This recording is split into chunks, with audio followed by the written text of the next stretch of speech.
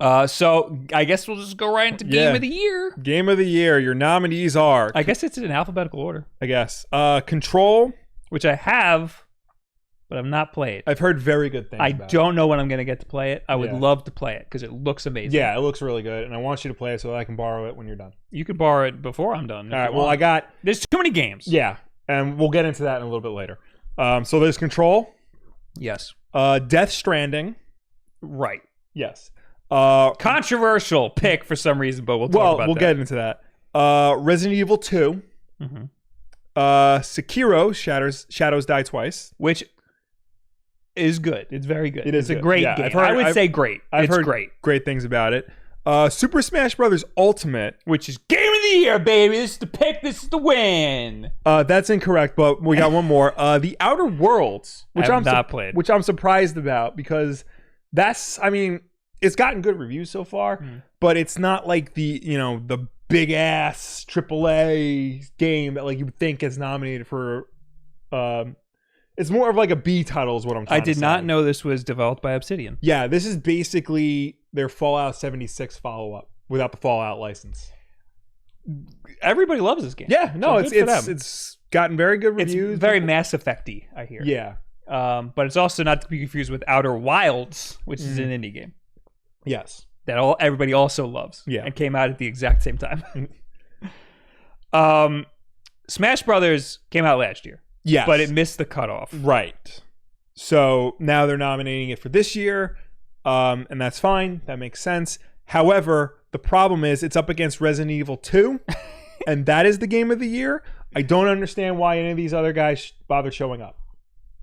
Resident Evil 2 is very good. Yeah. Of these, I've only played Death Stranding, Resident Evil, Sekiro, and Smash Bros. Which, you know what? That's more than I usually play out of the Game of the Year list. I've only played Resident Evil 2 and Smash Brothers.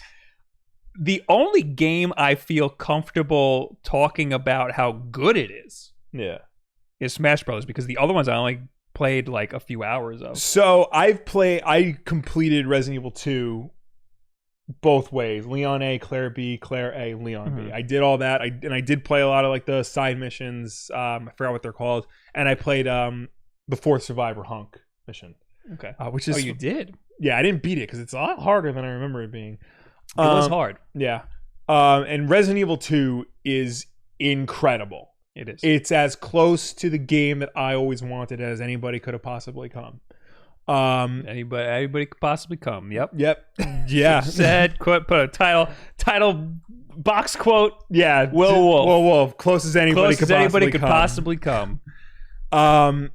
It's such a great game. Even if it wasn't like a remake of Resident Evil 2, I feel like it still would be up there for like one of the best games of the year because it's very suspenseful. It's very scary. It controls well. The puzzles are, unique. The enemies are, paced very well.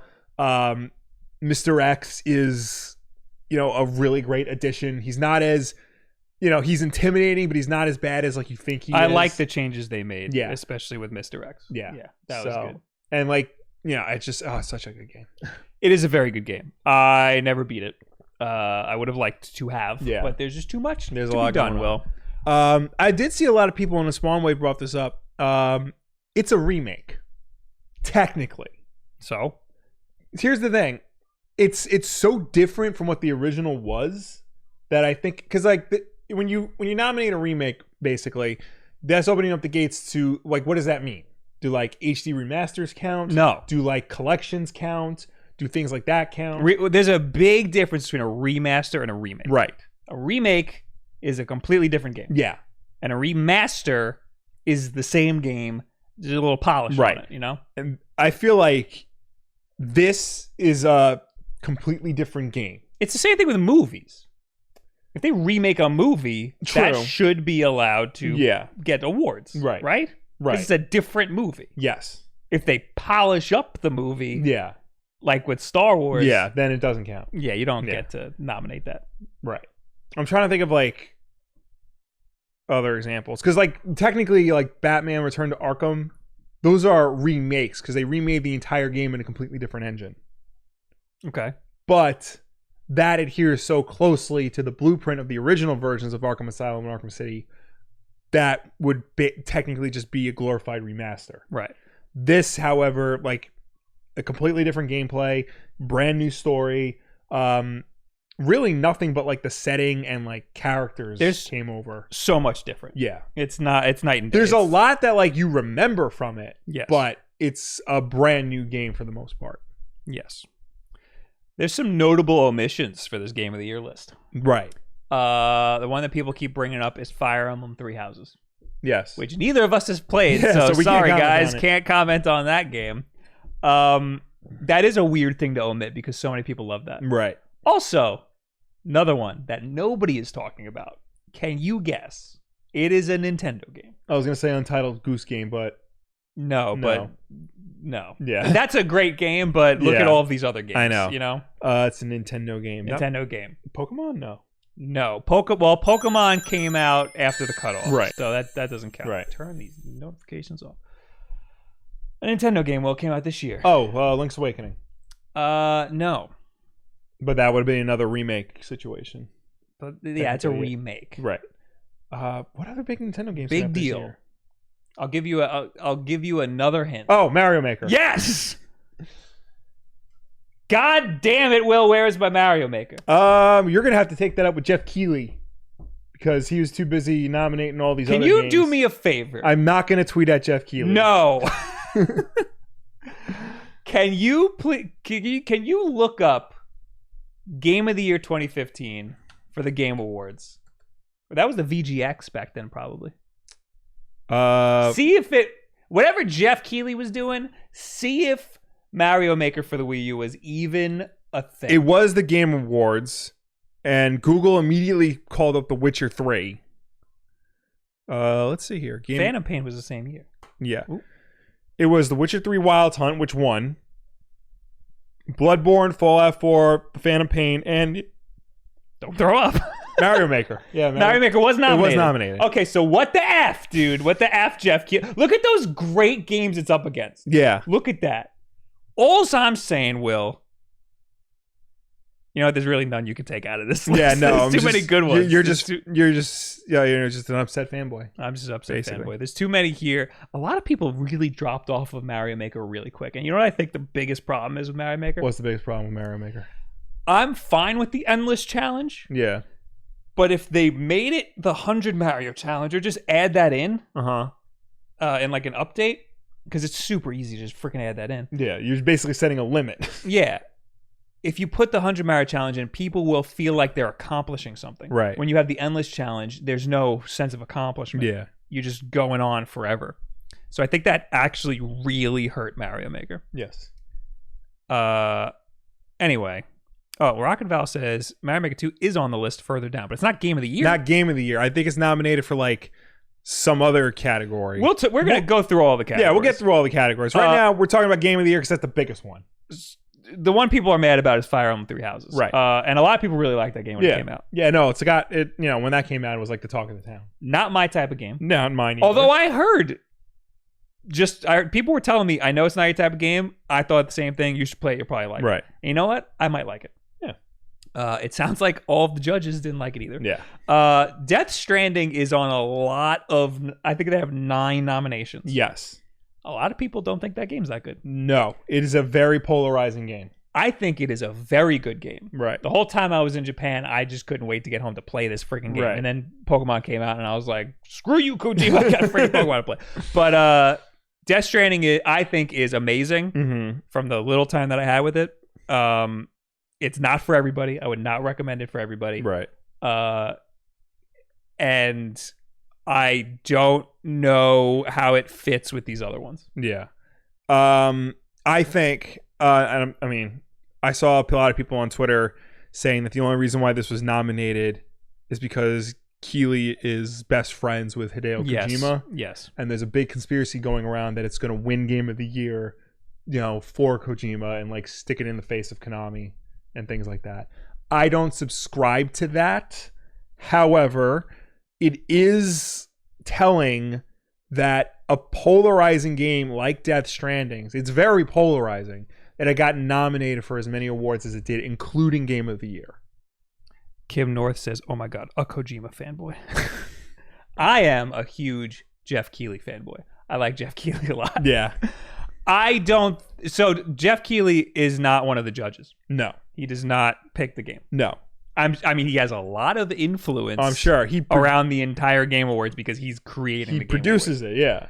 There's people who are saying that you can't be a host of a Game Awards show and be involved with the PR of a game, and I think that that's an insane thing to ask because throughout history there's been so many award show hosts, especially in gaming. They're gaming like icons or influencers. They're going to have a hand in the PR of a game at some point. Well, I think the whole point is I'll put it in a different way because this is actually a big controversy in Famitsu, the Japanese gaming magazine. Yes. So one of the editors of it or something is in Death Stranding, and there's references to Famitsu in the game, and Famitsu gave that game a perfect score, which is impossible for Famitsu to very do. They never do that. Yeah. So Famitsu is Japanese game review publication. The way they review games is they have 4 different editors review it. Yes. And they average the score of all 4 of them. Well, they don't average it. They each reviewer gives it a score of 1 to 10, and then they add them all up, and they do it out of 40. The highest you can get is 40. So I don't see if you can find out how many Famitsu games have had a perfect score. I don't think any because there's 4 different people. There have been a couple. There have been more than people think. Oh, okay, then never mind. Let me just. But it is weird that a polarizing game like Death Stranding is going to get a freaking perfect score. 26 games have received perfect scores. I mean, this is dating back to Famitsu's entire history. I love Death Stranding, and it is not a perfect game. Yeah. Funny enough, the same thing happened with Peace Walker. You can wear a Famitsu shirt in Peace Walker, and that also got a perfect score. Now that game is amazing. Yeah, Peace Walker is really good.